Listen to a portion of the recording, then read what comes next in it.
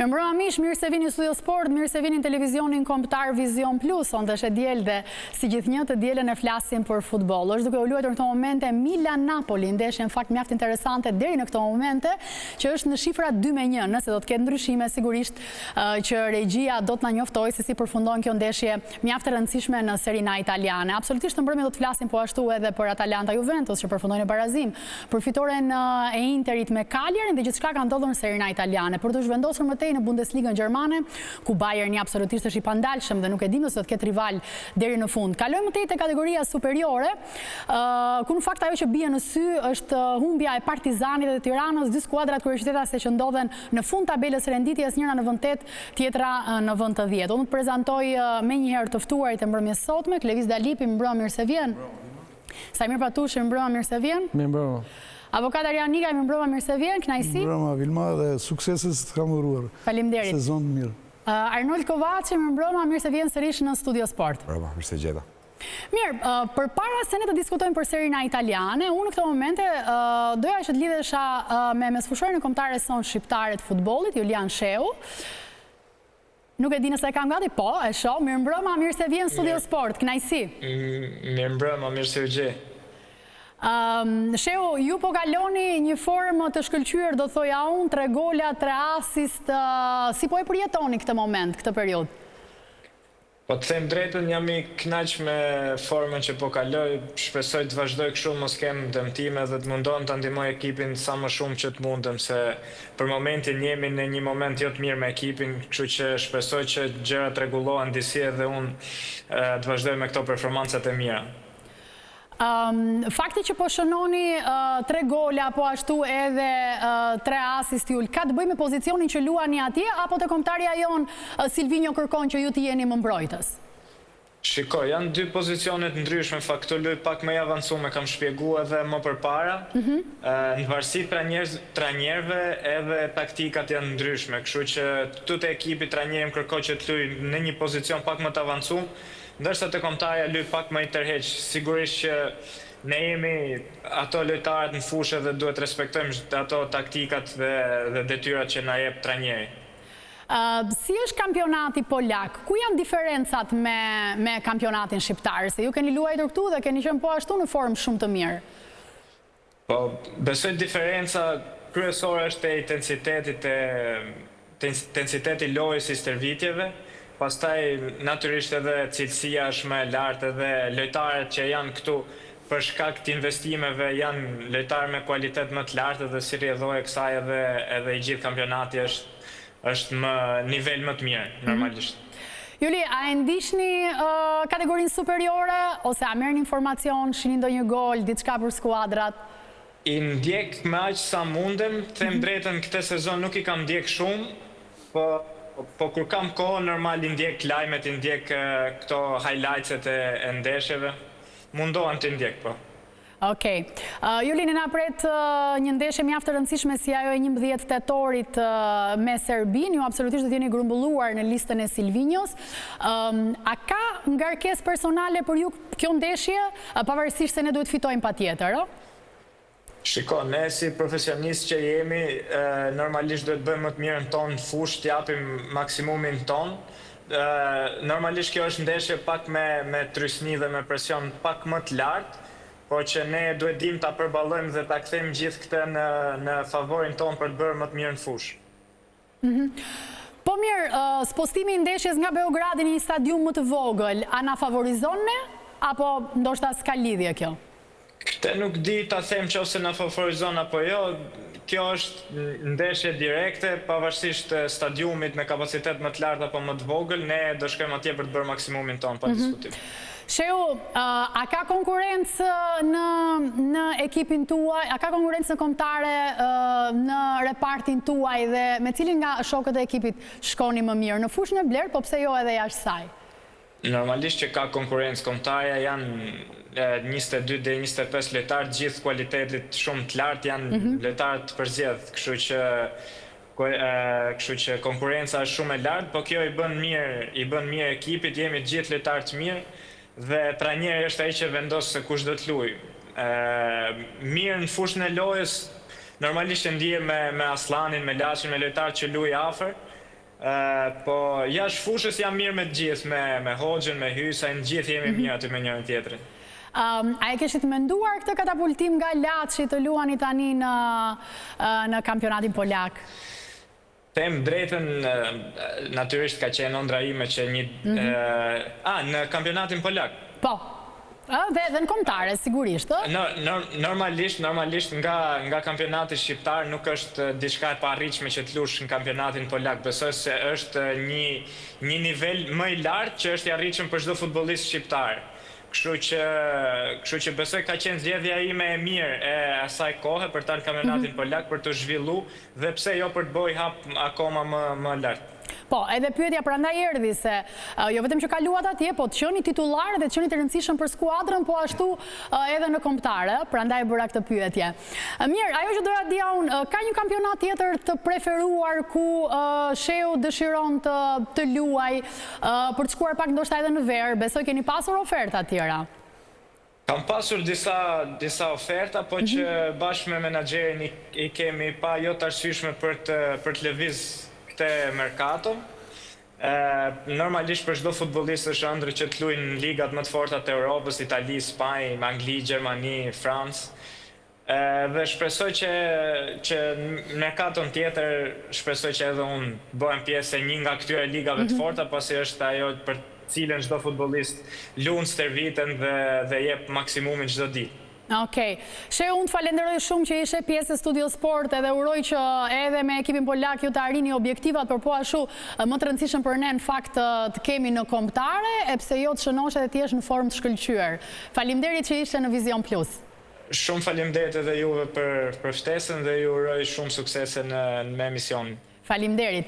Mirë, ne do të vijojmë pak diskutimin këtu, me qënë se folëm edhe me Julin për kombëtar, një lojtar i rëndësishëm, një djalë punëtor, një nga ata që po e zë vendin e titularit me merit edhe që shpresojmë të rritet më shumë, apo jo, Klevis? Shiko, Vilma, nga çfarë ngjova më pëlqen shumë sepse është një djalë që mbi të gjitha ka artikulim, është një djalë shumë i zgjuar, e ka të qartë idenë se çfarë kërkon dhe më pëlqeu mënyra se si e përcolli zgjedhjen që ka bërë ai nga kampionati shqiptar në kampionatin polak për të zhvilluar. Dhe pse jo, me synimet e tij, me punën e tij, duke qenë dhe pjesë e kombëtarës, duke qenë titular në skuadrën ku ndodhet, ai pastaj të shpresojë për një shans të mirë në karrierën e tij, sepse për gjithë futbollistët kjo është le të themi ambicia, që ai sot është këtu, nesër të shkojë të marrë diçka më shumë për të siguruar edhe karrierën e tij nga ana financiare, por edhe për të qenë më lart edhe në elitën e futbollit shqiptar, që të mbrinë kombëtarët të jetë titular i padiskutueshëm. Patush, ka qenë formë, ka qenë mirë, jo vetëm në ekipin që luan, por sigurisht edhe në kombëtare që për ne kjo është e rëndësishme. Unë besoj që është me këmbë tokë, mund ta them me shpreh më së miri. Merë maksimumin çdo ditë, trajnohet çdo ditë dhe jep atë më të mirën për ekipin, për katës atje ku është, që bën mirë çdo 90 minutë. Po mund të themi që është nga liderët kryesor të ekipit, edhe me meritë është aty ku është dhe besoj që Juli i bën shumë mirë, mund të them edhe ajo konkurenca që ti e pyete. Po të pyesësh te kombëtarja përveç Julit edhe Laçit, tjerët me fushorët e tjerë nuk i shikojmë 90 minuta në ekipet përkatëse. Janë këta dy që marrin çdo javë 90 minuta dhe i kanë ndërkombë. Dhe vetë forma që ai tregon, si atje ku është, si në kombëtar, unë besoj që është me këmbë tokë dhe unë i themi bravo, asgjë tjetër. Arnold, ky është rasti konkret në fakt që një lojtar si Sheu me punë dhe përpjekje arrin në një kohë të shkurtër këto nivele, edhe është mesazh besoj edhe për futbollistët e tjerë që mund të arrish të luash në kombëtare. Kemi qenë këtu në studio kur kemi diskutuar vështirësinë kryesore që ka jo vetëm kombëtari jo në futboll, por futbolli shqiptar në përgjithësi. Ka prodhimtarinë të krijuarit lojtarë të cilët prodhohen në vendin tonë, janë të aftë që të japin kombëtarës në të ardhmen kontributin e tyre. Dhe Sheu është një ndër rastet konkrete kur ne marrim një futbollist, e prodhojmë, e krijojmë këtu, luan në ligën tonë dhe arrin të japin më të mirën për kombëtarin në momentin kur largohet.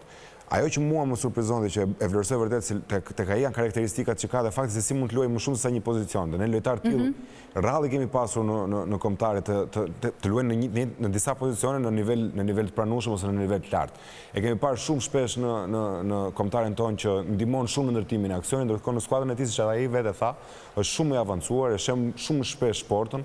Edhe kjo natyrisht do na ndihmonte edhe nëse në situata të komplikuara, në ndeshjet e kombëtarës, detyrat të tjera të trajnerit trajnerit t'i jepeshin dhe t'i jepni mundësin të shprejt edhe to momente sulmuese që ai ka dhe pse jo të realizon të.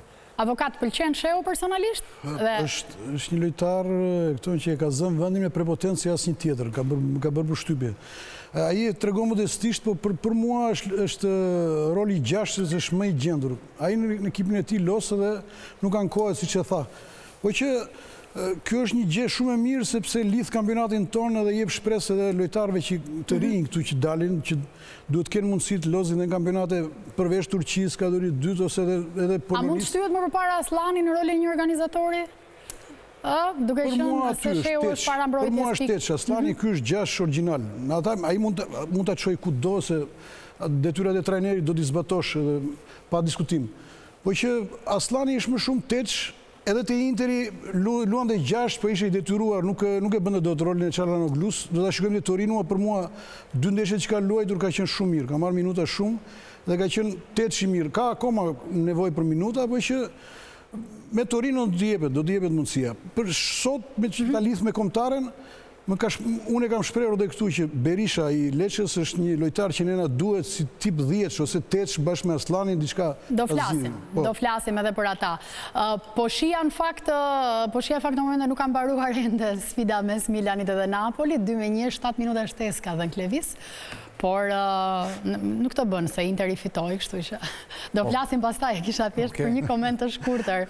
Nëse nuk ka ndryshuar rezultati, se me atë që ndodhi në fakt në episod, gjithë pretendonim që mund të ndryshoj rezultati. Që mund përmbysi. Që mund përmbysi, po. Duk minutat e para, që që Napoli ka e dominoj në pjesën e para dytë me zotrin Topi, por Milan që më konkret. Tani u raportet u prishën pas daljes me të kuqe. Dhe më rritë çfarë ka ndodhur se kemi ndjekur deri në fund. Mirë, për të kthyer te kombëtarja, kanë shënuar edhe 2 prej kuqezimëve tan, po ashtu Hoxha edhe Shpendi, edhe Hoxha duket që po kalon një formë të mirë. Ne sa herë shohim që ata shënojnë për skuadra, ajo që pyesin veten është që në fakt këtë formë dhe këtë performancë duhet absolutisht ta shprehin edhe në kombëtare, se ndeshja e radhës është e vështirë për të gjithë historikun që mban, edhe për më tepër është i rëndësishëm objektivi, pra fitoria. Vilma, shumë mirë që individet në ekipet përkatëse ku ata performojnë, marrin maksimumin dhe japin maksimumin. Urojmë që të shënojnë gjithë, që nga portieri, që nga Strakosha deri te ai fundi. Por varet te misteri çfarë përzgjedh kur këta vinë kombëtare. Janë këta tafë që të përshtaten te misteri, te skemat e misteri që ky t'i hedhën fushë. Unë besoj që një pjesë e mirë që këta shënojnë, ne i shohim ose rezervë ose në tribuna. Nuk është se i përshtatet misterit ato që këta e bëjnë. Por urojmë që të gjithë t'jenë me këmbë tokë dhe të marrin më të mirën për këto ditë që na kanë ngelur te kjo ndeshje, që kemi një ndeshje shumë të sforcuar që ne me shpirt dhe me zemër duhet ta fitojmë.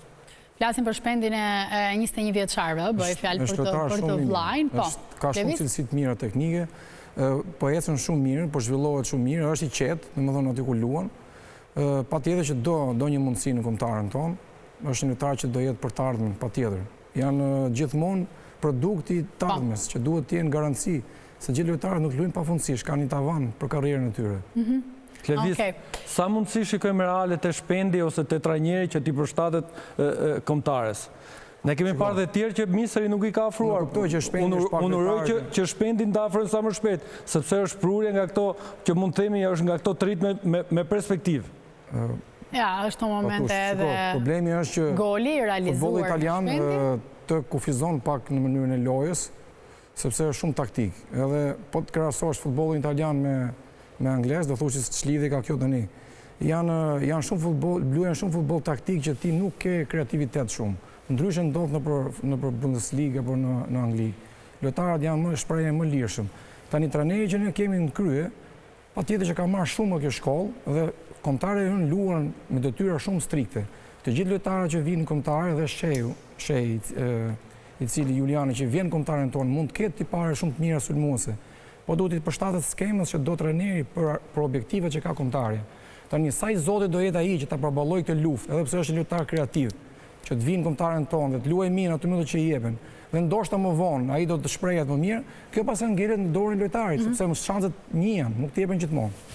Arnold, si ke parë lojtarët e kombëtares son individualisht tani, sepse na pret sfida 11 tetori është shumë afër, të premten do të shpallet lista. Ajo që vëre me kënaqësi është fakti, u përmend pak më parë dhe Aslani, minutazhi rritet. Dhe kjo është e rëndësishme për profesuesen që të ketë lojtarë cilët arrin të japin më të mirën e tyre dhe të luajnë vazhdimisht në skuadrat e tyre. Më parë ishim detyruar të hidhnim në fushë lojtarë cilët kishin shumë pak minuta, nuk kishin qendër të projekteve ku ata luanin, kështu që fakti aktivizime, këta lojtarë cilët arrin të realizojnë në mënyrë të vazhdueshme dhe japin vazhdueshmëri lojës së tyre, ne na jep avantazhin që të kemi mundësi zgjedhje në kombëtare dhe të përballojmë. E përmenda pak më parë dhe momentet e vështira sepse e din shumë mirë patush që televizion di më mirë se kush do të thotë që futbolli është i përbërë nga momente të caktuara në brenda ndeshjes dhe ne brenda ndeshjeve për më tepër se ajo e Serbisë do të ketë momente në të cilat ne duhet të dimë të bëjmë mirë detyrat tona dhe na duhen dhe lojtarët të jenë të gjithë lojtarët e grumbulluar në gjendje për të dhënë kontributin kombëtarës. E shoh pozitive edhe lëvizjet e Mercatos sepse kanë sjell minuta edhe për Muçin apo Seferi i cili po aktivizohet dhe po realizon shumë shpesh. Kjo natyrisht e shton opsionet që ne kemi, qoftë ofensive, qoftë në repartet e tjera. Avokat, si e sheh tani grupin? Sa shanse kemi ne që të bëjmë një paraqitje pozitive? Shiko, momenti na ka ardhur i mirë, po që ne kemi gabuar rënd. Në gjithë ndeshje me Serbin këtu që e kishim për ta fituar, dhe nëse do fitonim atë ndeshje, mund të fitonim me atë valen me entuziazm, mund të fitonim me ndeshjen në Letoni. Megjithatë, jemi para një fakti që nuk triqemi dot, por na favorizon ajo humbja e rëndë e Serbisë, rënja e moralit tyre, ato sherrët e tyre që kanë, mungesat e 2-3 lojtarëve kryesor, sidomos qendërmbrojtësve Milenkovićit. Dhe ne duhet të luajmë e para edhe ato që tha Arnoldi, duhet të jemi mirë në aspektin psikologjik, mos të bijmë në graskat e tyre se ata përveç se din që janë dobët këtë periudhë, do mundohen që të provokojnë, provokime. S'duhet bëjmë provokime, duhet bëjmë lojën tonë dhe duhet lozim me kundër sulme të forta. Unë jam gjithmonë të di që për Brojën dhe për Uzunin se janë dy spina shpejta. Do dalim, kur dali lista do kemi mundësi edhe të diskutojmë. Tani, Regjeva më mundëson të edhe golin e Arber Hoxhës Klevis. është lojtar shumë... Në 2 golat e fundit kanë qenë të shkëlqyer në fakt për të, edhe ne e kemi parë. Unë personalisht preferoj shumë lojtar të këtij kalibri, wingrat të cilët marrin përsipër situatën e 1-1, sepse nëse ti nuk ke lojtar të tillë që të dominojnë kundërshtarin në fazën sulmuese, të krijojnë superioritet numerik, e ke të vështirë përse të mbërishte gol. Na nevojiten shumë të lojtar. Dhe shumë mirë që po kalonin formë dhe golet po ja realizon. Uroj që në ato episode që tha dhe Arnoldi të ndeshjes, kur ne të jemi të na shfaqen 1 apo 2 momente që mund t'i quajmë pikatore ndaj Serbisë, ne me lojtarë të këtij kalibri ne t'i shndrojmë në gola dhe të vijmë me sukses të pastaj në këtë. Ndërkohë me Don Berisha ka dhënë asist për gol, edhe ky është në një moment mirë. Vilma, unë besoj që të gjitha ato që kanë minutazh në këmbë, unë besoj që i bëjnë mirë ekipit. I bëjnë mirë ekipit sepse kemi një ndeshje që duam ta fitojmë. Nuk është se jemi ngar për një barazim. Duam të fitojmë një ndeshje. Dhe edhe me Doni unë besoj që është pjesë e grupit që misteri ka, mund të themi, gurt e shau që t'i vendosë më së miri në fushë. Tani se sa do i shërbejnë misterit, unë besoj që këta djemë si me Doni, ashtu edhe çdo kusht tjetër që të hidhen fushë, t'javin më të mirën dhe të marrin maksimumin tek 90 minutë. Okej. Shqetësim për ne në këto momente është pak edhe Broja, që vazhdon të kritikohet në Angli për formën që po kalon. Ne pam edhe në ndeshjet e shkuara, por luajtën përpara. Vjen shumë keq për një lojtar të këtij kalibri që nuk po gjen dot atë rahatinë e tij që të ndihet mirë në një klub, të marrë minuta, të stërvitet pa pasur ngarkesa, domethënë në muskujt e tij. Nuk po shprehet dot, nuk po del dot në atë lojën që ai kërkon.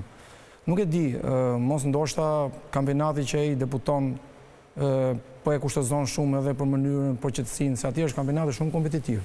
Ndoshta një kampionat tjetër mund të jepte pak më liri veprimi, ndoshta intensiteti shumë i lartë i kampionatit nuk po e kalon dot me këtë lloj dëmtimi që ka. Por patjetër që për ne ngelet një lojtar i jashtëzakonshëm, ai edhe Hoxha janë lojtarë që të cilët unë do ashtoj edhe Uzunin këtu si lojtar, ndoshta jo kaq kreativ, sa ky ndoshta më i shpejt në lojën me topin për të fituar terrenin. Specifike duhet janë por që këto janë 3 lojtarë, edhe Asani patjetër por nuk e ka shpejtësinë e këtyre të treve dhe dominancën ndaj mbrojtjes të krahut. Janë 3 lojtarë të cilët na nevojiten shumë, sidomos ato ndeshjen që kemi folur në studio kur kundërshtari mbyllet dhe ne vetëm pasojmë dhe bëhemi të pabefasishëm për kundërshtarin. Ne nevojitën shumë të lojtarë kreativ. Mirë, se ne do të kemi mundësi sigurisht të diskutojmë për kombëtaren edhe në javën e ardhshme, pasi të premten, siç e thash, del edhe lista nga Silvinjo. Do të shkojmë në një hapësirë publicitare, më tej rikthehemi, flasim për Serie A italiane, ku Milani më së fundi i ka marrë 3 pikë të arta përballë Napolit në një sfidë të vështirë që përfundoi shifra 2-1. Pas pak jemi Studio Sport sërish.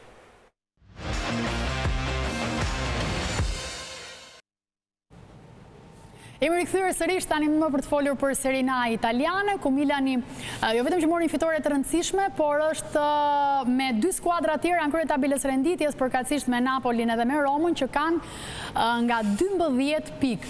E bukur po bëhet Serie A italiane. Në fakt janë pikërisht to javët që fillojnë edhe vështirësohen për disa skuadra. Do ndalemi te ndeshjet. Klevis, një koment për Milani, se më pas do ndalemi te Interi dhe te Juventusi. E prisje këtë fitore të Milanit pas episodit që ndodhi daljes me karton të kuq, penaltisë realizuar dhe ndoshta... Kjo ndodhi në pjesën e dytë, po pjesën e parë një ndeshje shumë taktike, e interpretuar shumë mirë, shumë shkurt, do të flasë, të le dhe tjerë të flasin. Jo, se do të kthehemi te Milani. Po patjetër, po të thash vetëm një koment për këtë se ndeshje, se po flisim në hapësirën e pushimit, Allegri është një trajner, domethënë fiks për këtë kampionat. Kupton situatat, luan përballë një kundërshtar që ka dominancë në zotrim topi, ditë të vendosi lojtarët e duhur 5-3-5-2, të cilët në radhë parësore kanë dominancën në fazën mbrojtëse, ndaj kundërshtarëve respektiv, ndërsa mesi fushës le të themi shumë rigoroz edhe në fazën mbrojtëse. Deri në 2-0 që është shumë konkret. Pastaj do të flasim, do të ndalemi te to, por në këto momente do të ndishim materialin që i takon pikërisht Interit edhe Juventusit, tek mundësitë që kanë ato për titull. Tani më ndjekim materialin e Ervin Sinas.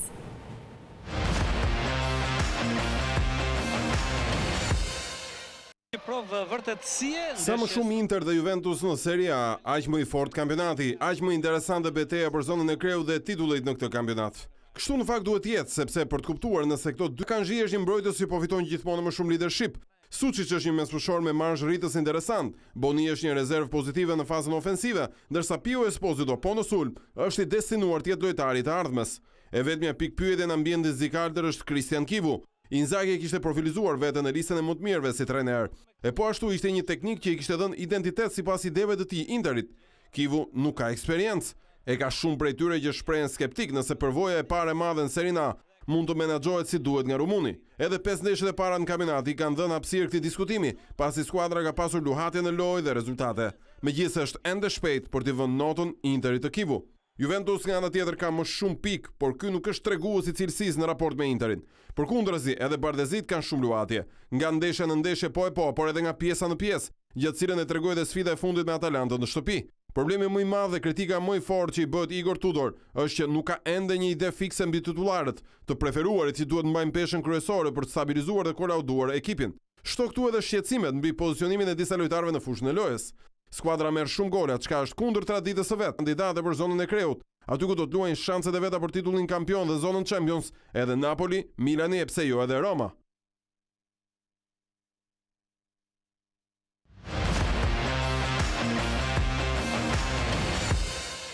Një nga fjalit e Sinës kronikisht e që Juventus i merr shumë gole, edhe me drejtë, edhe në ndeshjen që pam ditën e dieshme me Atalanta në atë barazim, në fakt 1-1, dakord që tentoi pjesën e parë, krye dhe raste, edhe shënoi, por pastaj e ka shumë të vështirë të mbrohet, edhe gabim mbrojtje është edhe goli apo jo? Patjetër është si asnjëherë tjetër ne po shikojmë një Juventus që goditet dhe merr gola që mund të themi gabime fushënjarake dhe goditet standarde që mund të themi ekipet italiane ose liga italiane se asnjëherë tjetër nga goditjet standarde ndërshkohen ekipet më të mira si Juventus, Milan, Inter, po të shikosh gjitha nga goditjet standarde. Por është ajo që thot Sina me të vërtet. Akoma Tudor nuk ka akoma ata 11 që duhet ta skicoj. Një pjesë e mirë duhet të jenë ditur që këta do të jenë, mund të themi, pesha kryesore që do udhëheqin.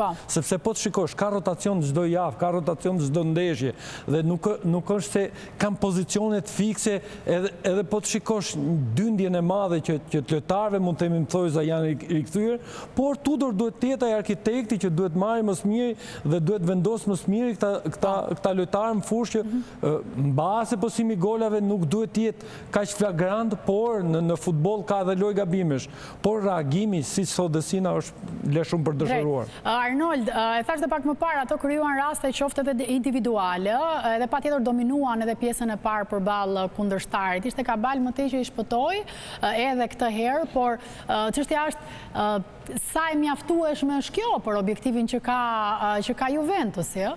Unë po e diskutojmë pikërisht gjatë rasteve që pam, faktin që Juventusi sot duket sikur është një skuadër e cila ka pasur fatin të jetë aty ku ndodhet me pikët që ka. Ose i ka besuar shumë individualiteteve të disa lojtarëve si Ildiz kryesisht, në ndeshjen e cilat në letër apo teorikisht për mënyrën se si janë zhvilluar, Juventusi nuk duhet dilte me pikë. Jo vetëm në kampionat, po edhe në Champions League. Mos harrojmë që barazoi 4-4 me Borussian e Dortmundin në një takim të çmendur në minutat shtesë. Ishte duke u mposhtur 2-4 ndërkohë. Pra është një skuadër e cila puson shumë, nuk ka balancë, nuk ka një mesfushë që të mbështesë mbrojtjen. Në sulme shumë e armatosur rënd, mund të themi, por shpesh herë kemi parë Tudorin që ende nuk e ka ndarë mendjen Openda ku pozicionohet, si një shpatull e sulmit apo si sulmues. Davidi këtë javë nuk luajti fare, pritej të ishte titullar, po ashtu në Champions League pritej që të debutonte, dhe është një ndër lojtarët më me eksperiencë Juventusi ka në Champions League. Por nuk Zhegrova që futet për një pjesë të minutave dhe bën mirë, por ende nuk i ka minutat që... Po, ja hapim pak dhe diskutimin të Zhegrova. Në minutën e 64, avokat në vend Opendas mori vendin Zhegrova. Po, ishte futur dhe Vlahovici më para, kështu që ai ka vendosur lozi me një sulmus. Edhe për mua ka zgjedhur gabim se Openda është sulmusi dytë. Ai e kishte vënë si nënç, edhe është një amulli që nuk e di si do ta zgjidhë, por që nuk e shikoj mirë Juventusin. Ajo që tha Arnoldi me fat ka marrë disa pikë, po duket në ndeshje decisive, po lëshon terren, po nuk ka kontroll, mbrojtja, edhe me futin e Bremerit është prap dobët, ai u dëmtua. Gati për mua nuk është në formë të mirë, nuk jep garanci në qendër mbrojtjes. Dhe për më shumë Zhegrova, ne dëshirojmë që të jetë mirë dhe ai dy ndeshje që është futur ka gjithë fjalët e mira edhe të shtypit italian që nuk të jep para kollaj në fjalë të mira. Fjalë të mira, okej. Ato po thonë në fakt që nuk është ende në 100%. Si në ti momentet që ai futet në lojë, okej, bën ato raste, por ka edhe një lojë paqartësie, por gjithsesi nota ishte 7.6, ishte e lartë. Edhe minutat që merr shumë pak, ai jep shumë. Dhe ata i njohin statistikat e tij që ai është një nga dribluesit më të mirë në Evropë me të tjera gjëra, por që duhet marrë minuta ose duhet ai të guxojë trajnerit ta fusi më shumë minuta pjesën e dytë. Tevis. Jo, jam dakord me avokatin, por nuk është aq e lehtë sa të zësh vendin e turkut, Malazezit, lojtarit tjetër Zhegrova ka dhe Conceição dëmtuar. Pra janë 4 wingera që luajnë nga pozicionet të dy fishuara. Nuk është e lehtë. Ka 2 sulmuese, ka më shumë luftën atje. Ka 2 sulmuese dhe sistemi lojës që ata luajnë, ato nuk luajnë me wingera të hapur, luajnë pas sulmues të dy me një 3-4-2-1. Sistemi lojës, le të themi, nuk i jep mundësi shumë wingera që të jenë të hapur në fashe dhe të tregojnë aftësitë e tyre teknike. Megjithatë, unë ja thash dhe Arnoldin, ato minuta që u aktivizua, bëri shumë mirë. Në pjesën e dytë Juventusi dominoi kundërshtarin, pati shumë, krijoi shumë situata për të mbritur ke goli, por i mungon e lojtari vendimtar në fund, domethënë që të finalizojë. Është akoma rrugë e gjatë, Juvia ka 4 lojtarë, ka lojtarë shumë të mirë, do konkurrojë denjësisht, ka lojtarë shumë të rinj, pra Turku dhe Ildiz dhe Adzic, janë 2 lojtarë, mos harrojmë, janë 20 vjeçar.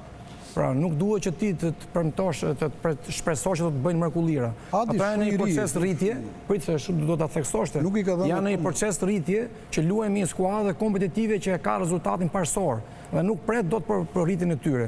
Pra e kupton se në çfarë ngarkese janë këta futbollistë 20 vjeçar, në çfarë trysnie luajnë ata përveç zhvillimit individual, duhet të kthehen edhe suksese e ekipit, po të qenë pranë trofeve. Po të shikosh edhe mediat, këtë e theksonin me të madhe, sepse trajneri duhet vendos mund të themi ato 11 që do i përkasin, që do udhëheqin dhe pjesa tjetër që vjen nga stoli, nuk kanë boshtin kryesor që ky jam dakord, po alternativa sulmi ka shumë.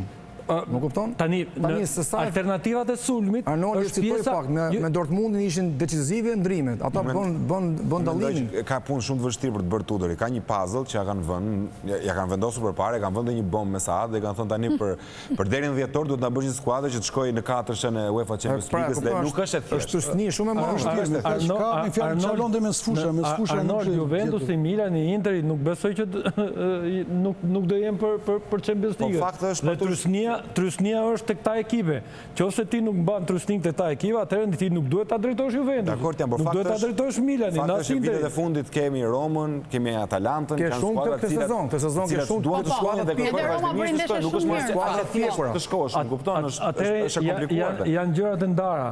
Roma dhe Atalanta në fillim të vitit asnjëra nuk e ka nga ato dyja që duhet dali kampion. Kurse Interi, Juve, Milani e kanë primare dhe Juve ka shumë presion se ka vite pa është parsore që dhe trysnia e këtyre, kushdo që ta marrë ekipin, si Tudor apo dikush tjetër, trysni do kenë nga dita parë deri ditë fundit sepse klubet i kanë të qarta dhe duhet jetë. Më falë se do të ndërpreva, i kisha këtu, janë ndryshuar në 3-4 vitet e fundit, Juventusit i kanë ndryshuar 2 drejtorat sportiv. I kanë ndryshuar 3 trajnerë dhe gjithse cili për tyre ka marrë vendimet personale për një strukturë skuadre cila në idenë e tij me dëshirat e tyre. Tani Tudori në këtë moment është i treti, po, jam dakord, po është i treti i cili tani ka një skuadër që e ka vendosur më parë Allegri bashkë me Thiago Mottën. Ai ka dhënë kontributin e tij për ata lojtarë që i duan dhe këtë skuadër duhet ta zgjidhë si ekuacion. Dhe mendoj se 5 javë janë pak për ta ndarë. E ka pasur edhe gjysmën e vitit të kaluar, po me emrat e rinj që janë bashkuar 5 javë janë pak. Por, në të vërtetë, Juventusi nuk është në nivelin e Juventusit që duhet jetë zakonisht. Avokat, folëm pak për Zhegrovën, por nga ana tjetër Gjimshiti luajti shumë mirë, pavarësisht pjesës së golit, po ishte një lojtar i shkëlqyer. Ka bërë një ndeshje shumë të mirë, por edhe goli nuk ishte ai, po ishte mbrojtës Kosuni, që devijoi topi. Bëri një defekt, një ndryrje skandaloze. Kosunu. Po që Atalanta luajti mirë, po për mua çalojti trajneri me atë ndrimin e Sulejmanit ishte më i miri, nuk duhet ta ndishte. U tregua si frikacak në ato u bë tamam si italianët e dikurshëm që ktheheshin dhe mundohen të mbajnë ose bëri Guardiola në një ndeshje me Arsenalin që u kthye Oqi sulmuesët shumë shpejt. Po që Juventusi nuk të binte në lojë. Prap Atalanta ishte shënoi golin e parë dhe mundet, po të ishte cinike, sidomos me ish trajnerin, mund shënonte golin e dytë. Doli një mundësi të marrë, doli 1-1. Nuk është akoma. Për Gjimshiti që më pyete, Gjimshiti ka qenë gjithmonë perfekt. Luan është serioz, është mbyll ato hapësirat me këmbë, me kokë, është perfekt. Kështu që edhe për kombëtaren tonë do jetë një garanci më shumë. Do ketë përballje direkt me Vlahovicin e Juventusit. Klevis, kalojmë tani te Interi, i cili fitoi me Cagliari në shifrat 2-0. Lautaro dhe Esposito ishin ata që i dhan fitoret, kështu që Interi yt po fillon ngjitjen në tabelën e renditjes. Interi është po e skuadër që ka qenë dhe vjet, por ajo që le të themi këtë sezon i ka dhënë pak më qetësi është, shikon, nuk del shumë nga moduli i lojës. Ti e shikon një Interin me një skuadrë e themi modeste, jo me Juventusin dhe me Milanin, me skuadrë pretendit dhe Napolin, por me skuadrë të këtij niveli që u përball, ti e shikon që nga moment ti duke e parë në televizor, nga moment këta do ta nxjerrin golin. Po, ndeshja pati edhe presion të lartë. I kanë aq të qarta manovrat, flas gjithmonë në lidhje sulmuese manovrat, sa që ti në një moment caktuar ti kupton që po vjen goli domethënë dhe ashtu ka bërë. Tani unë do ta shoh Interin në përballje me skuadrat të nivelit të tyre që janë Napoli, që fitoi Milani sot, që vuajti shumë përballë një Napoli me shumë dominancë zotrim topi. Do ta shoh përballë Juventusit, do ta shoh edhe këtë sezon ndoshta jo në presionin e këtyre të katërve më të forta Roma është skuadër shumë e pjekur, ka një trajner me shumë eksperiencë që ditë edhe të marrë rezultate të ngushta, të fitojë ndeshjet. Pra, do ta shikoj deri në ato momente kur përballet me këto skuadra të forta. Mos harro diçka tjetër, Cagliari nuk është fushë e lehtë. Cagliari sidomos vitet e fundit ka qenë decisive për çdo ekip në kampionatin italian. Gjatë turisë formë të mirë, Interi tregoi formë të mirë. Nuk është nga ekipet e dobta në letër. Unë besoj jo Interi, por çdo kush do ta ketë vështirë, por nuk është në nivelin e këtyre të fortave. Tani niveli nuk është nivelin që Interi preferon që Cagliari do të jetë te 4 apo te 5 që do konkurrojë që të shpallet kampion, por është të ekipet e forta që është një mirë që nuk është tek ato që do bien, duket me njëherë që nuk është tek ato që do bien, kështu që është herë e parë që Në minutën e 9 shënoi Lautaro Martinez golin e 12 dhe të 12-in ndaj kundërshtarit. Tash mbetet një lojtar i rëndësishëm, pse vjen për të qeshur se i 12 minutën 12 do të thonë pas që në minutën e 9 12 kaluar me ta. Tash minutën e si asnjëherë tjetër avokatu besoj që është një ugur i mirë për kapitenin. Kapiteni bën mirë, besoj që është me këmbë tokë dhe mund të themi është ai lideri, është shtylla kryesore që Interi mbahet. Prandaj themi që e kthem pak mbas te Tudor, duhet bëj një grup dhe duhet ketë një lider ekipi që të përshtatet te loja, çfarë ka idetë e qarta. Kurse Kivu i ka idetë e qarta dhe lideri kryesor te Interi, unë me sa shikoj dhe këto vitet e fundit është Lautaro.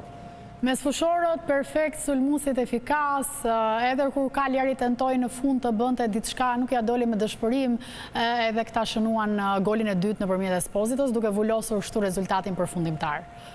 Unë mendoj personalisht që është skuadra më e fortë në Itali. Dhe pavarësisht fillimit, jo të thjesht protestës të tifozërisë, nuk është një fillim një start i lehtë për Interin, ndryshimi i trajnerit, ka shumë episode të cilat ndikojnë ndomet e zhveshjes dhe ndikojnë dhe në rezultat detyrimisht. Por nuk duhet ta harruar që skuadra e cila ka shkuar 2 herë në 3 vite në finalet e Champions League-s, është një skuadër që për mua është fuqizuar këtë vit. Tani do ma ndash çik veten nga komentatori dhe tifozi, ti bëjmë të ndryshme. Jo, mendoj realistik, ndër italianët është skuadra me thellësinë më të madhe në ekip. Ka pjekuri shumë. Dhe është një skuadër e cila luan bashkë prej 4-5 vitesh, besoj elementat kryesorë, hiç vendos dikë të ri, ndoshta si Akanji këtë vit që ka zëvendësuar Pravartin, por prapë vjen si një skuadër e cila njeh shumë mirë njëra tjetrën. Akanji duket sikur ka qenë në akademi. Akanji është nivel lojtar ekspert.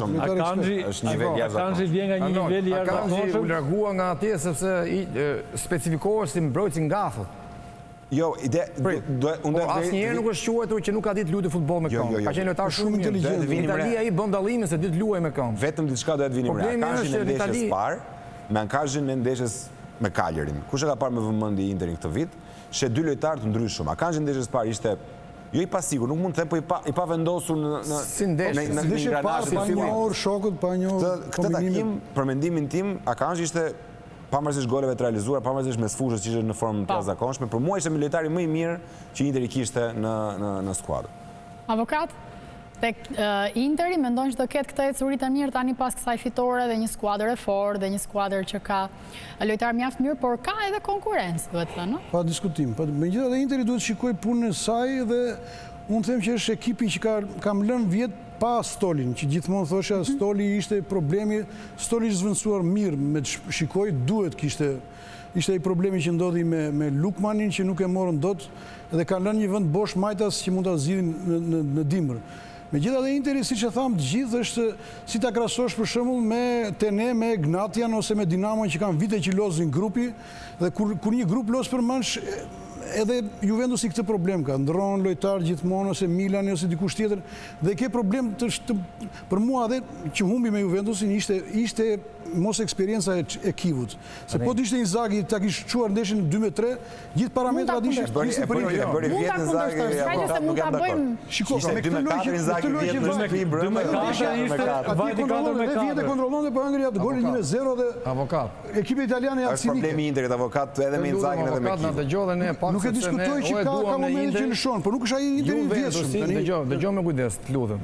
Juventusi po kalon një periudhë tranzicioni. Unë siguroj që Juventusi për 2 vjet me këta lojtarë të rinj do bëhet më i fortë se Interi. Interi ka bazë, do të theksoj, fati keq i tyre. Është ata luajnë në kampionat shumë kompetitiv që tek Juvia duhet patjetër rezultati. Se nëse do luani këta lojtarë në një skuadër si Cagliari, si një skuadër si Roma, do zhvillohesh shumë më mirë dhe kur të vinin pastaj te Juve mas 2 vjetësh do shpërthenin për objektivat që ka skuadra. Nuk jam dakord, nuk ka lojtar aq cilësor sa thua ti Juve që Juve ka 4 futbollistë sulmuese, Zhegrova, Ildiz, më korrigjoj. Zhegrova tani ka ardhur. Malazezi, Adzic dhe Conceição. Pra janë të 4 lojtarë me tipare. Ka Penda, ka David, ka Vlahovic. Jo, nuk po flas për pykat midfield. Nuk janë lojtarë të cilët kanë opcione në Duhet zëvendësimin me sfusha loje. dali, me sfusha zgjidhe para, pastaj i vendos mbrojtjen e sulm, po s'pate me sfushë më shkrin, ja ajo që lozë edhe Atalanta që luan, edhe Interi. Ka me sfushën e Milani ka forcuar më po largohem nga Interi, sepse ja Milani, ke Milani, ka forcuar me sfushën që po jep rezultat. Nuk jam skeptik për Milanin. Jam skeptik, po luan mirë, jam skeptik sepse Ja, jemi te Milani dhe shumë i gjatë, nuk jemi te Kuqja që del e Ishte Kuqja një nga ndeshjet më të shumë pritura në fakt sa javët 5 të serisa italiane, përfundojnë shifra 2001 me atë episodin e tërheqjes. Ne dëgjuam dhe arbitrin kur tha ka tërhequr kundërshtarin duke hequr rastin për gol, rasti pasër, ne do shohim, do diskutojmë, por në përgjithësi kjo sfidë besoj edhe për mënyrën se si rodhën ngjarjet ishte e rëndësishme që Milani mori 3 pikët, se teksa po e shikonin tham ndeshja edhe mund të barazohet, edhe mund të përmbyset madje. Në përballje direkte në fund 90 minutit, në qoftë se ti merr 3 pikët, harrohet çdo gjë, Vilma. Harrohet ajo tërheqja, harrohet. Ja, meqense se kemi episodin e diskutojmë. Tani ky është ekzekutimi i De Bruynes, ndërkohë. I De Bruyne. Edhe tërheqja. Tani dhe kartoni kuq, edhe penalti. E kuq është ajo, sa i heq mundësinë goli dhe shletar që interpretim është, edhe mund të japit verdhën mund. Ajo është kuq, po ishte 2-0 që dha kuqën. Tani kjo rregulloria është rregull që të ndryshuar ky një lloj ndëshkimi i dy fish sepse po evolojnë rregullat evolojnë gjithashtu. Shumë i rëndë. Arbitri e shpjegoi në megafon për gjithë. E shpjegoi për atë thash dhe unë pak më parë, po. Tifozët se çfarë ndodhi, dinamika, si ndodhi dinamika dhe pse u dha kartoni. Ai e shpjegoi hapërzit që hoqin një mundësinë pastër për gol. Normalisht nuk mund ta penalizosh 2 herë, edhe penalti edhe karton kuq. Gjithsesi këto rregulla duhet bim poshtë, nëse do jepet penalti, unë besoj që interpretimi që çdo gjë interpretimi duhet të jetë. Me rregullore është penalti. Por që ta penalizosh 2 herë, unë besoj që i bën keq edhe futbollit. I bën keq edhe Napolit, se mund të penalizohet edhe Napoli javës tjetër. Po të njëjtën rast mund të themi që rregulloria nuk duhet të jetë kaq strikte sepse i heq mundësinë një ekipi që ose futbollit bukur që kur luajnë 11-11 është më i bukur se sa 10-9, se nuk do të tërhiqej më Milanin, po do kishim një spektakël siç ishte 45 minutat e para. Por gjithsesi, unë kthehem dhe herë mbas që them që Allegri dhe Conte bëjnë mirë te kampionati italian kur ata duan që të shpalosin ose të marrin 3 pikë, tregoi Allegri që unë i marr 3 pikë. Allegri e ka vënë me këmbë tokë Milan, skuadra mbron me dinjitet. Të gjithë lojtarët luftojnë, 2 sulmuesat nuk rrinë më të hapur si Milan i vjetshëm. Që shënonin dhe skuadra ishte gjatë, ishte gjerë. Tani është kompakte, mbrojnë gjithë dhe janë të frikshëm në kundërsulm. Këta kanë bërë ato në këtë ndeshje. Mirë të frikshëm në kundërsulm, por dhe pasi efikasja ato kanë tani që kanë një si nga Modrić, unë besoj që është bërë cilësia me sfushës ngritur, Rabiot që bredh. Megjithatë Arnold, në fakt kjo fitore bën shumë bukur kampionatin italian, duke renditur të treja me 12 pikë, por po ashtu do të shohim ambicet e kuqezimve, sepse sfidat që i presin tani janë të vështira, edhe me kundërshtarët edhe me rivalet direkte, me Napolin, me Juventusin, me Atalantën, me Romën, me Interin edhe me Lazion. Vilma, deri tani, ajo që thuaj, jo vetëm në studiot shqiptare, po dhe në studiot italiane, kryesisht ishte që Milani nuk ishte përballur ende me një skuadër të kalibrit lartë. Sot u përball me një skuadër të kalibrit lartë, dhe për mua u përball në një pjesë parë që Milani mund kisha 3 sezone që nuk e shija një pjesë parë aq të mirë të skuadrës Milanit. Unë jam fan si futbollit bukur, Allegri nuk është një trajner i cili shquhet për futbollin e bukur, por për futbollin efikas. Por me kalimin e viteve tek Juventusi, unë jam një admirues në distancë i asaj që ai sjell. Është një trajner që ditë sjellë rezultatet, është një trajner shumë pragmatik. Lojtarët nën drejtimin e tij ndjehen mirë dhe japin maksimumin për të dhe për fanelën. Kjo duket tek Pulisic, që është duke zhvilluar një sezon të niveleve të Borussia Dortmundit kur luante në kampionatin gjerman. Dhe unë realisht mendoj që ky Milan, nëse vazhdon të luajë me këto ritme dhe vazhdon të ketë këtë lloj mentaliteti, dhe këtë lloj mendësie mund shkojë larg. Është nisur dhe është ndërtuar për të qenë katërshe, duhet të flasim, duhet të jemi opinioni im, besoj se është kjo objektivi primar që ata kanë, por duke shfrytzuar atë avantazhin e vitit kaluar të Napoli, që shfrytzoi Napoli, që ishte një skuadër inkomplete, jo e plotësuar, por arriti të shfrytëzonte 19 ndeshje më pak të rivalit direkt, Milanin mund të shkojë edhe më larg se sa në katërshe. Mund ta ketë. Foli për Juventusin edhe Interin, po Milanin e sheh si ekip potencial për të fituar edicionin? Patjetër që po unë jam skeptik për lojën, për manovrat që tha Arnoldi, kur skuadra ka topin, si do ta dominojë kundërshtarin, se nuk do jenë kaq të gjitha ndeshjet kështu, që ti jesh rigoroz në fazën mbrojtëse dhe të kundërsulmosh. Do të shfaqen po të ndodhte kundër, për shembull, që të shënonte Napoli 2 herë dhe çfarë do bënte Milani.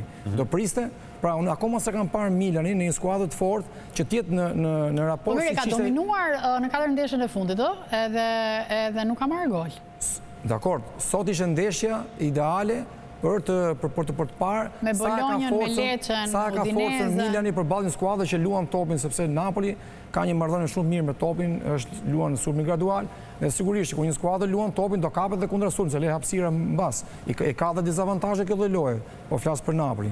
Sot bëri mirë. Unë duhet ta shoh pak më larg, jam pak akoma nuk jam 100% i besueshëm që mund të arrijë shumë lehtësisht lart. Ka një trajner zot, jep kampionatin, ditë bëj grupin, tha dhe Arnoldi, lojtarët luajnë për atë, luajnë për detyrat e klubit.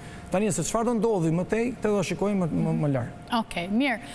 Ne do të shkojmë në hapësirë publicitare, më tërë rikthehemi flasim edhe për Bundesligën gjermane. Në studio vijon diskutimi edhe gjatë publicitetit, teksa ne kalojmë në Bundesligën gjermane ku Bayerni është i pandalshëm, ka mundur Werder Bremen në shifrën 4-0, Harry Kane ka shënuar sërish 2 gola, duke i dhënë tjetër shkëlqim kësaj skuadre. Ne flasim gjithmonë për në rivalët e Bayernit patush, që me sa duket janë vështirë, vetëm Borussia është ajo që po e ndjek, por edhe me këtë Harry Kane dhe me këtë rekord që vendosi, me 100 gola duke arritur 104 ndeshje, më shpejt se sa lojtarët e tjerë në ligat e rëndësishme europiane, se në Gjermani tani vëmendja te Bayerni absolutisht. Tani gjithë vëmendja te Bayerni, sepse Bayerni mund të themi në thojza nuk ka konkurrent. Por gjithsesi rekordet për Kane, unë besoj që ato kritikat e mëdha që ishin fillim, që si do shpenzojmë 100 milion për Kane, unë besoj që të gjitha kanë rënë poshtë dhe çdo kush që ka qenë kritik ka bërë ato autokritikat. Por Bayernin do e shikojmë diku tjetër, sepse po të shikosh vetë kampionatin që ajo përgatit ose e vret kampionatin çdo javë me numrin e sasisë golave që ajo shikon, unë besoj që vetëm do presim të shikojmë te Champions League, se kampionati unë besoj Leverkusen dhe Dortmundi, Leipzigu që vin nga mbrapa, nuk është se kanë forcën e Bayernit. Kjo ishte fitoria e 8 radhazi Arnold e Bayernit në kampionat, dhe kjo nuk ishte ndodhur në fakt që prej kohës Ancelotit, mos gaboj 2016-2017, kështu që tregon që është një fuqi që vështirë se do ta ndalë në një skuadër.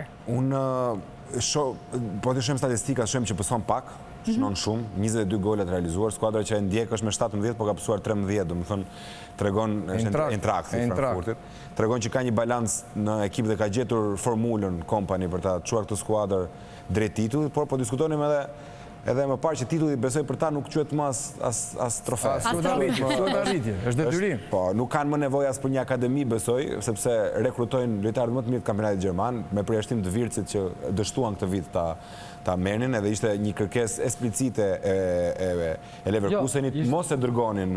Ishte zgjedhja individuale edhe Voldemade. Edhe Voldemade se por ishte i shtyr nga klubi. Kërkonte një eksperiencë tre diku jashtë Gjermanisë. Ndoshta ka thënë këtë, por ishte eksplicite e klubit që nuk ishte dëshirë tash ishte brenda. Nuk e kanë 100 Bayerni, aty të 100. Avokat, vazhdon e she me dëshirë Bayerni, pavarësisht se e di që do fitojë në ndeshje edhe Kane do jetë ai që do shënojë. Absolutisht. Bayerni tani shikohet se kemi gjithmonë te Champions League që lidhet, po që kampionati gjerman bëhet nga vendi 2 e poshtë për vendet e Champions League-s, edhe se Bayerni ka zgjidhur pak a shumë si Parisi dhe ka një favor të madh të dyja këto ekipe. Gjithmonë vende shlodhura në kohën e Teçe, 16-s, Kaçës, por që si Parisi vjet. Si Parisi, po edhe Bayerni pak a shumë, Leverkusen e ka shqetësuar vetëm, Dortmundi si vjet është diçka, po që prap nuk ka përmasat e Bayernit për mua. Unë do të shtoja që diskutuam për Eintrachtin, ka një drejtor sportiv të shkëlqyer që ka bërë shumë mirë edhe te Leipzigu, po edhe ajo dhe është një realitet shumë i bukur për Gjermaninë. Zgjedh lojtarë dhe ka shitur gjithë ta lojtarët e Ketiken dhe Marmush me radhë që ka i zgjedh, është një president që duhet ta merrte edhe Milani para Tarës, nuk e mori dhe nuk vendosi të vende as te Liverpooli edhe as te Tottenhami. Kështu që e shikoj gjithmonë luftën për vendin e 2 deri në vendin e 5 për Champions League, se Bayerni është një realitet që është nuk diskutohet fare. Klevis, ja të kemi edhe Harry Kane në led me atë rezultate, në fakt me këto 100 golat shënuara, më shpejt se sa lojtarët e tjerë në 104 ndeshje, i ndjekur nëse s'do kështë shënuar këtë herë, nuk do kështë dalë dot përballë Ronaldos edhe Haalandit. Shiko, duhet parë dhe kampionati ku shënon, no? Po më mirë, dakord, po tani rekord është nuk i ka shënuar ka shumë gole me kaq qëndrueshmëri në Premier League. Megjithatë është një sulmues shumë potent, është vrastar përpara portës. Vetë Bayerni ta krijon të lloj mundësie, krijon. Tani ai dyti që është aty që vazhdon të mbetet yll, ka shkuar në Arabi apo po shënon Andemi, dakord, gola quhet do të thyrë shënon në Arabi. Levisa, disa e ka përqindjen e realizative Harry Kane te Bayerni që kur ka shkuar? Ai ka shënuar javën e kaluar para 2 javësh tashun ka shënuar gjithë skuadrat rivale në kampionat. Shkoi fort ka qenë në Angli, fort ka qenë. Prandaj presidenca dëshiron ta blindojë, se ka pasur zëra që kërkojnë që ta marrin ta kthejnë sërish në Angli. Vilma, unë doja shtuaj diçka për atë që tha Patushi për Champions. Këtë sezon unë mendoj që Bayerni i ka të gjitha mundësitë për bërjen e lojtarëve që ka, për atmosferën që krijon. Do jetë sezoni rekordeve në Bundesliga, do thyej rekordet pa absolutisht mendoj për këtë, dhe pritet shumë, unë besoj shumë që do të bëj mirë edhe në Champions, edhe do jetë një kandidat i fortë në Champions, nuk do jetë mendoj që do jetë ai Bayern që ka qenë dikur që kur luante me skuadra që ishin traditë të Championsit, do t'i thyej me lehtësi. Nuk e di për këtë kjo ndjesi ta jep kur ti shikon atë lloj ndeshje, atë atmosfere, Anoti i ke parë, i ke komentuar, një atmosferë jashtëzakonshme, ajo është një perandori, domethënë që kjo skuadër i meriton gjithë komplimentet për qenë në elitën e futbollit dhe në Champions. Meqense përmendet Champions, ndalim pikërisht tu, sepse janë dy sfida të rëndësishme në Champions, Barcelona, Paris Saint-Germain dhe Villarreal Juventus. Do doja nga të gjithë ju në fakt një koment, ndoshta edhe me parashikim, nëse nuk e kam pyetur se kush do e fitojë Championsin. Se javët e para është e rëndësishme, se aty nga fundi pastaj Patush. Do të marrësim qafë Fatush njerëzit. Tani të themi që kur do e fitoj... Po pse kur e doni ju javën e para fundit? Unë besoj që do e fitoj Barcelona. Shumë bukur, pëlqen. Unë, edhe pse dëshiroj që Indri të jetë lartë, unë dua Bayern Muniu këtë sezon. Do ta mbështes fort në gjithë fuqirinë. E keni komplikuar ndjeshëm. Po sigurisht do e komplikojmë, se ka thjesht do e bëjmë. Mund të them dy emra që unë mendoj se janë ato që mund të bëjmë. Një duhet thuar, s'ka dy. Unë mendoj që Liverpooli këtë vit dhe Bayern janë dy skuadrat të cilat do shkojnë, që kanë shanset më të larta për të shkuar deri në fund. Okej, avokat? Barcelonën mendoj edhe njëra nga anglezët, Arsenali ose Liverpooli. E nxorë me 3 avokat, në rregull. Tani kthehemi te Barcelona dhe Paris Saint-Germain për diskutuar këtë sfidë që na pret këtë javë. Si asnjëherë tjetër, është një ndeshje që ta mundson vetëm Champions Liga. Të shikosh dy ekipe ose dy strategji që kanë të njëjtin futboll, të dyja ekipet. Qarkullim topi, dendur, të dyja ekipet kanë mund të themi një ish trajner, por besoj që është një ndeshje për të parë që vetë magjia e Champions Ligës na e ofron. Sa del sfida? Se shkurt do të pyes tani unë. Se komentin do e bësh ti kështu që. Fiton 2-0 Parisi. 2-0 Parisi. Klevis, po të Juventusi më. Shiko, Arnoli thot Parisi, dakord, po... Kam qef, si pozë. është shumë shpejt tani për të parashikuar ndeshje, për të dhënë një përfundim.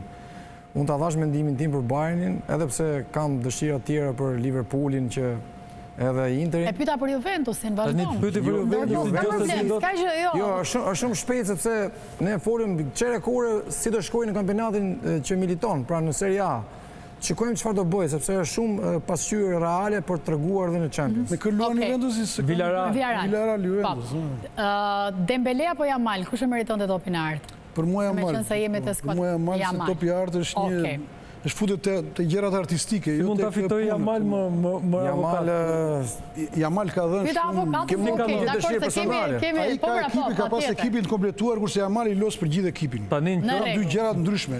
Në qoftë se do nisemi se çfarë kanë dhënë ana individuale, Messi di bie që t'i heqim 4 topa të artë, fillojmë nga Iniesta, nga Xavi, nga... Pa diskutim që mund t'jem bërë dhe padrejsi, dhe Iniesta si takone, diskutohet, janë zënë me njëri tjetërin, ashtu dhe me ato kulisat e tyre... Është një diskutim që kam përshtypje nuk mbaron ky, se kush duhet ta fitonte topin e artë, por është momenti për të rikthyer të hallet tona. Dhe kur themi idealet tona të kategoria superiore, them kështu në fakt sepse pavarësisht se gjitha tjerat kanë fituar me merit, zhgënjejnë skuadrat e kryeqytetit, Tirana, po ashtu edhe Partizani, që mundem bindshëm nga ekipet me cilën luajtën, Partizani nga Byllësi, Tirana nga Dinamo. Kujtoj këtu edhe renditjen, janë në vend të 8 Partizani, të 10 Tirana. Nuk din fakt sa vite kisha pa i parë në këtë renditje. Në këtë renditje patush çfarë po ndodh, se më pas do të shkoj edhe tek lëvizje të tjerë. Çfarë po ndodh? Ajo çfarë kemi parë çdo vit, nuk është se po ndodh Hataja. Hataja është sepse këta akoma nuk e kanë qartë dhe gdhëndur në mendje. Nuk bëhet Tirana dhe Partizani me mercenar, edhe me ata çfarë nuk dinë se çfarë është fanella që ata veshin. Besoj që një pjesë e mirë e lojtarëve që ofrojnë të dy. Sot edhe Muça në fakt javën e kaluar që duhet të dinë se çfarë fanelle veshin. Vilma, po të vjen keq tani po të shikosh një pjesë të mirë të lojtarëve të dy kampet, të Tirana edhe të Partizani. Unë besoj që më shumë shëtisin për fush, ose bëjmë atë selfie që ta çojmë në Instagram apo në Facebook që ta hudhim, kemi dalë bukur në fush apo s'kemi dalë, se sa mund të luajmë futboll ke këto dy ekipe. Të vjen keq Okej, cinike është kjo, por edhe Vilma, mbase është cinike, po unë i kam vesh të dy ato fanella dhe di se çfarë kërkojnë këto dy klube. Në qoftë se këta dy klube preferojnë që këta lojtarë që këta kanë sjellë dhe këta lojtarë që bëjnë gabime amatoreske që nuk i përshtaten ty në dy klubeve që çdo fëmijë ka pas ëndër ta veshat brut, unë besoj që është një humner, edhe e kanë, është një humner e madhe që po i çojnë drejt fundit të dyja ekipet.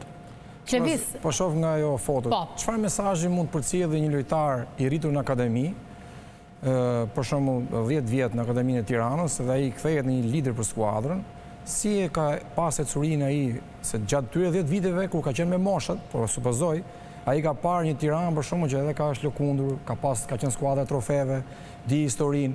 Dhe në momentin që mban shitjen e kapitenit, kush e ndjen më shumë për të përcuar një mesazh tek gjithë lojtarët që janë në 11 që dhe në grup?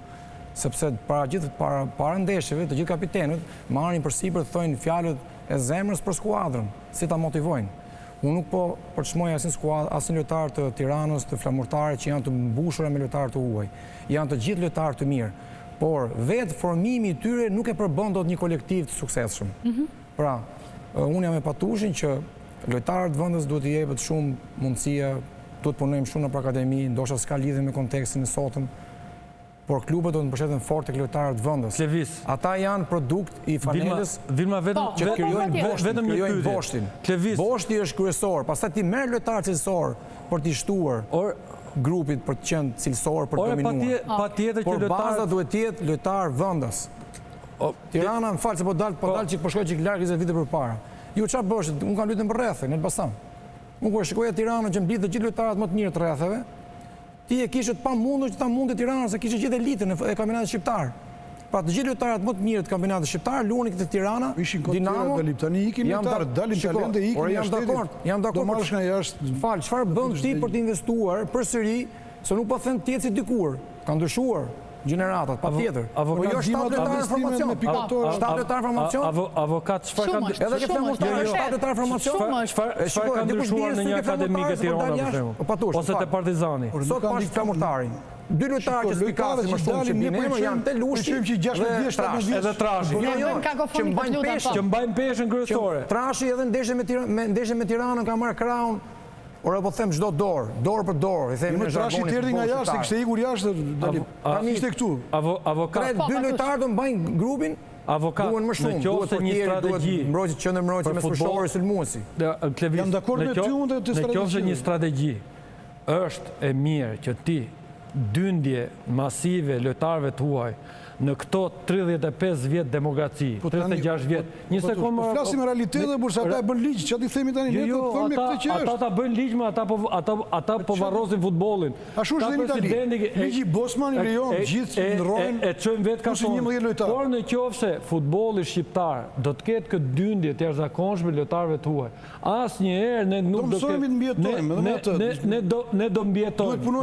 Ne nuk do prodhojmë lojtarë, akademi do sfumohen dhe nuk do kesh më... Nuk do me shkojnë ka si e burse do lozin, do gjithë do sulmojnë, do dalin jashtë, do qënë akademit huaj. Duhet pak larg pamësi, po pra, duhet pak larg pamësi të kjo historia, avokat. Duhet pak larg pamësi. Pa diskutim që duhet, duhet shojmë pak, se tani ne kemi lojtarë, nuk kemi lojtarë. Për mua duhet t'jenë 5-6 lojtarë tua, jo më shumë. Edhe duhet t'jetë nga një lojtar 18 vjeç ose 19 vjeç i detyruar t'jetë në ekip. Edhe në Italien duke menduar që të rivendosi prapë numrin e 3 ekstrakomunitarë. Është problem ose si do furnizohet edhe kontarja. Po shikoj tani jemi një realitet tani që janë mbushur me refugjate, janë mbushur me lëvizje, bota nuk i bën dot të rritur në Shqipëri dhe duan të luajnë Bosman e lejon të lëvizin nga gjitha krahët. Po, nëse janë rritur në Shqipëri, duan të luajnë futboll dhe duan të ndiejnë një fanellë, sepse shumë e vërtetë ajo që thuhet që një lojtar i akademisë, jo më larg se para 3 ditësh, unë me një djalosh që nuk e ka dalë do të bëhet futbollist, kishim këtë bisedë. Ai ka luajtur me Partizanin në ekipet Zinxhir dhe tha e lash futbollin sepse Partizani nuk më mori. Unë doja të luaja për Partizanin, vetëm për Partizanin. Edhe u largova. Nëse Partizani do shko te Laçi, do shkosh te Durrësi, nuk është gabim se lëvizin gjithë në botë burr lëvizin. Po, ishte 16 vjeç atë, nuk e mendoni se jam dakord, por 16 vjeçar i cili do të ai ka bërë veprimin e Durrësit, po të ka marrë të shkollë. Tjetër fëmia nuk zgjedh dot deri 20 vjeç, 21. Se ne folim për Tiranën dhe Partizanin, po jo pa qëllim fakt lëviz, sepse javën e 6 është derbi. E për hir të vërtetës, është nga ato ndeshjet që ne gjithë e presim me dëshirë, po personalisht do të shkoja ta ndiqja në stadium, por nuk më fton kjo ndeshje. Nuk më fton për mënyrën se si kanë shkuar këto javë, pra për të dyja ekipet, për mënyrën se si psohen golat, për mënyrën se si vazhdojnë në fushë, se si luajnë, për çfarë ndjekim në Inter. Shiko tani. Unë tani, jo për të bërë modestin tani këtu, por unë kam luajtur dhe kam pasur rëndër të vesh fanelën e Tiranës dhe Partizanit, ku kam qenë i ri, si shtarë në oli 16-17 vjeç, luaj për moshët e Elbasanit. Pavarësisht se karriera mori ndër tjetër që unë shkova jashtë, por ëndra ime ishin këta të dyja. Pra, sot vinë lojtarë të huaj dhe e gjenë shumë gati skuadrën më elitare të kampionatit shqiptar me 26 kampionate që të luajnë informacion. Tani aty vetëm sa gjuhë fitet. Morën ditën të lutem. Sa gjuhë fitet aty brenda. Aty do përkthyesh në vete. Shpejt do ketë lëvizje në vete që ti përkthesh atyre videoanalizat. Nuk e kuptoj, aty është anglisht, spanjisht, italisht, frëngjisht. 12 gjuhë. Afrikan, nga Afrika, nga aty janë si do përkthehen. 12 pasaporta gjithë. Kam pasur rastën e Kurbanit dhe Atanën. Edhe mezia dilnin atyre të treve, të cilët shush Gjermania, mbushur Franca, mbushur me tuaj. U afrua edhe Çetković, që dinte kishte ca vite ke Laçi dhe u afrua tek ne. Prapë ishte me 4 lojtarë të huaj, ishte e vështirë që ti të krijohej një mendësi, sepse ndryshe është kur përkthen do fitojnë sot dhe ndryshe është me Grin. Si është derbi tani? Në këtë gjendje që janë skuadrat, si është derbin? Shiko, unë mendoj që derbi është shumë i vështirë për të dyja skuadrat. Është momenti më i vështirë dikur ka qenë një skuadër ka qenë mirë, tjetra ka qenë pozita jo komode. Sot janë të dyja dobët. Më vjen keq edhe për Partizanin shumë që në një ndeshje le themi letër për ta fituar kundër një ballë shumë të fortë, la pafund terren dhe e lëshoi lojën në një gjendje të lirë që unë as vetë nuk e kuptoj trajneri çfarë pozicioni mban pa e gjykuar ku loja po i rrëshket, nuk e kupton fare çfarë po ndodh në skuadër. Pra si do ta ingranosh, çfarë ndrimesh duhet bësh? Si mund ta lejosh një skuadër që të bjerë në ritëm niveli loje agresiv dhe loje ritmi poshtë ndaj një bazi që e ka jetike fitore me ty. Ti e ke për të ngjitur lart, ai e ka jetike për të qëndruar në Super League. Do thuash merita e bazës. Patjetër. Patjetër për gjitha skuadrat që fitojnë në vërtetë është. Megjithatë, Patush, ajo që vëre unë të paktën, modestisht teksa shoh në një ndeshje stadiumet dhe zhgënjimin e tifozëve. Të kujtohet para disa viteve derbi çfarë ndodhte, se ishte gjithë java përpara që flitej trumpetohet derbi. Tani unë besoj që po të pyesim rrugë kur është derbi, çfarë derbi? Po të pyesësh vetë tifozët. Po pra, për tifozët po flas. Jo, po të pyesësh vetë çfarë zgënjimi ndjejnë ata dhe nga ana që ata që shikojnë javë pas jave që ekipi reagon, lojtarët janë ato lojtarë që s'duhet të jenë pjesë e Tiranës dhe Partizanit. Ato reagojnë në mënyrën e tyre. Jo si e do skuadra. Klevis, unë këtë do t'i thoj avokatit, sepse po të mendoj një kohë ku luaj herë derbi, ne me zore prisnim atë derbin që t'u futnim brënda. Thuajnë që kështë rrinit pa gjumë, aman të luta. Jo, se kam nga disa ish lojtarë që kanë ardhur në studio. 2 javë para ne ishim pa gjumë që mendonin Partizanin, jo ndeshin ku kishim Gjushnja apo Mberata apo diku tjetër. Nuk do qajemi gjithkohë tani, do jetojmë atë që kemi, do me atë realitet që do përshtatemi. Avokat, është fatkeqësi për futbollin shqiptar. Pra, Tirana është jotja, Tirana është... është futbolli shqiptar, pavarësisht Tirana apo Partizani apo dikush tjetër. Po humbasim çdo ditë. Janë momente krizash, do kalojnë, ka qenë krizë Itali, ka pas krizë Franca. Se jemi në fund. Nuk është momente krizash. Do bëjmë me zgjuarësi, do bëjmë njerëz më të përgatitur më shqiptar me kaq humbje sa bëri ke Partizani do bie tonë akoma në pankinë. Thuaj shqiptar. Kjo është një pyetje që ne bëjmë çdo javë, mos u dishëm se kanë udhëhequr. Ne lutem se kjo është pyetje retorike, mendoj që ne me zor presim që të vinë këta trajnerë të huaj që kanë shkopin magjik. Ka disa vjet që nuk e njeh fare kampionatin shqiptar, nuk njeh as dinamikën, procesin rreth lojtarëve. Po kush njëri nga këta që ke gjithë tatuit njeh kampionatin shqiptar? Asnjëri. Ti je trajner, ku kanë dorë ai ata lojtarë që kanë ardhur? Me ata lojtarë që kanë ardhur ai ato do bëjnë çfarë mundet. Sot kam dëshirë të të ngacmoj. Duhet vendosi. Kur ishte vjet ishim, kur Partizani ishte mirë, Tirana ishte shumë dobë, thëmë gjithë një zëri Partizani, besojmë Tirana fitoj, nuk e di, është e vështirë të thuash. Është e vështirë, avokat në i gol do kapet në derbi, apo kështu... Ti thua si do dali, si do... Po. Si e parashikon? Fjallja fundit. Unë pretendoj, mund t'jetë me gola, t'jetë ndeshje bukur me gola, pastaj nuk e di. Ndeshje bukur me gola, është i fjali që unë të shoh që do ndodhi. Nëse do ndodhi kjo gjëja, do të kërkoj ndjes. Kemi përfunduar se sport edhe për mërën e sotën. Faleminderit që qëndruat me ne, faleminderit e ftuar, faleminderit Arnold, faleminderit avokat, faleminderit Levis, faleminderit Patush. Dashur miq, ju vjoni qëndroni me Vision Plus, mirë takofshim, natën e mirë.